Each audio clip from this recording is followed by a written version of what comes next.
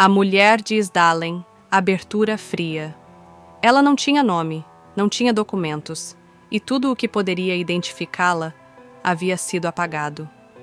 O corpo foi encontrado fora da trilha, em um vale conhecido pelos moradores locais como Vale da Morte.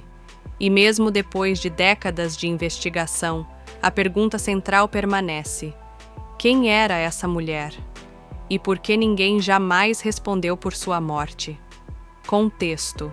No dia 29 de novembro de 1970, um homem caminhava pelo Vale de Isdalen, próximo à cidade de Bergen, na Noruega, acompanhado de suas 2 filhas pequenas. Era um lugar isolado, frio e fora das rotas normais de caminhada. Entre as pedras, eles encontraram algo que não deveria estar ali: um corpo humano. O advogado policial Carl Halvor Aas, um dos primeiros a chegar ao local, descreveu a cena anos depois com uma frase simples e perturbadora. Ele disse que sentiu um forte cheiro de carne queimada. O corpo estava carbonizado quase por completo na parte frontal. O rosto havia sido destruído. O cabelo quase todo consumido pelo fogo. Curiosamente, a parte de trás do corpo não apresentava o mesmo nível de queimadura.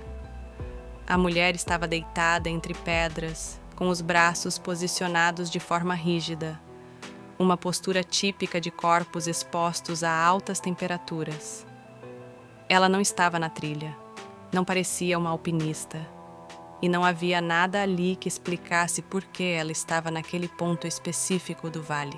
Ao redor do corpo, os investigadores encontraram diversos objetos: joias, um relógio, um guarda-chuva quebrado, garrafas vazias. Mas havia algo errado. Nenhum desses itens estava sendo usado pela mulher. Eles estavam dispostos ao redor do corpo, de maneira organizada demais para parecer acidental. Um dos peritos forenses, Tormod Bønes, disse mais tarde que a disposição dos objetos parecia quase cerimonial. As roupas da mulher haviam sido queimadas quase por completo. As poucas partes restantes tinham algo em comum. Todas as etiquetas haviam sido cortadas. As garrafas também estavam sem rótulos. Nada no local ajudava a dizer quem ela era. Sem nome, sem documentos e sem pistas claras, ela passou a ser chamada simplesmente de a Mulher de Isdalen.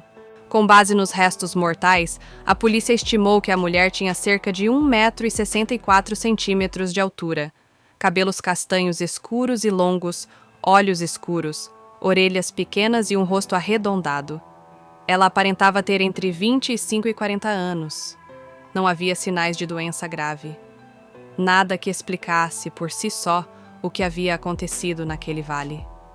E então, poucos dias depois, surgiu a primeira grande pista. As malas. Na estação de trem de Bergen, 2 malas abandonadas foram encontradas no setor de bagagens. Dentro delas, objetos pessoais, roupas, cosméticos, perucas, dinheiro de vários países europeus, óculos sem grau e um tubo de creme para eczema, cuja etiqueta havia sido cuidadosamente raspada. Uma impressão digital encontrada em um dos itens correspondia à da mulher encontrada em Isdalen. Por um breve momento, a polícia acreditou que estava prestes a identificar a vítima. Mas, novamente, algo chamou a atenção. Todos os rótulos, todas as marcas, todos os detalhes que poderiam levar a um nome tinham sido removidos. Nada ali parecia descuidado.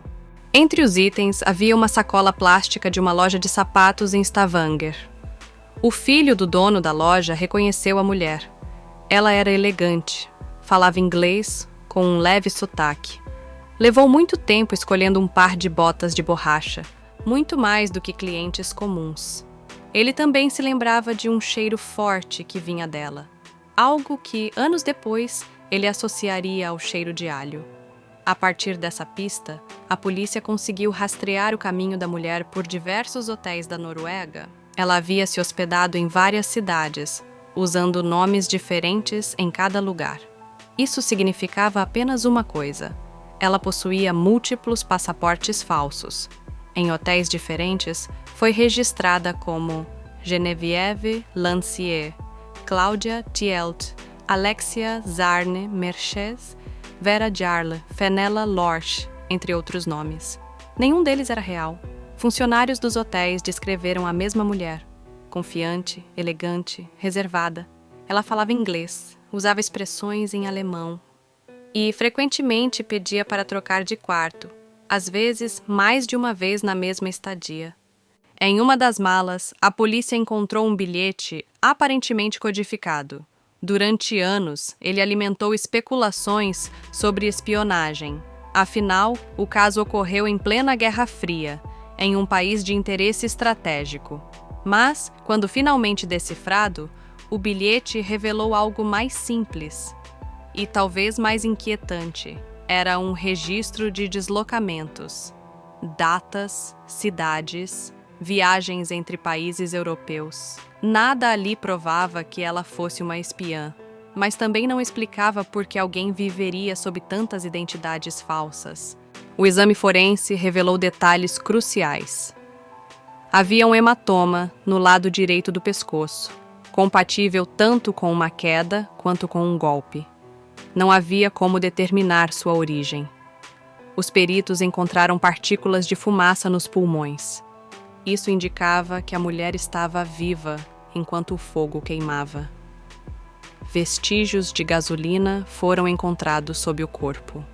No estômago, havia entre 50 e 70 comprimidos de um medicamento para dormir, de origem estrangeira, que ainda não haviam sido totalmente absorvidos.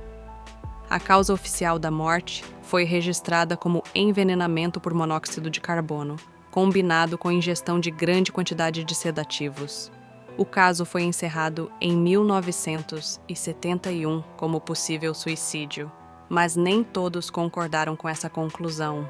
O local era remoto, o método era extremo, e a preparação envolvia um nível de organização difícil de explicar. Mesmo assim, sem novas pistas, o caso foi arquivado. A mulher foi enterrada em fevereiro de 1971, em um caixão de zinco, em uma cerimônia católica simples. Nenhum familiar esteve presente. Décadas depois, novas tecnologias permitiram análises de DNA e de isótopos dentários. Os resultados indicaram que ela tinha origem europeia. Mas seu nome continuou desconhecido. Encerramento. Sem veredito. A mulher de Sdalen deixou para trás um rastro cuidadosamente apagado, identidades falsas, objetos sem marcas, pistas que nunca se encaixaram completamente. O caso foi investigado, arquivado e reaberto, mas nunca resolvido. Nenhum réu foi apresentado, nenhuma resposta definitiva foi dada. Este é mais um caso sem réu.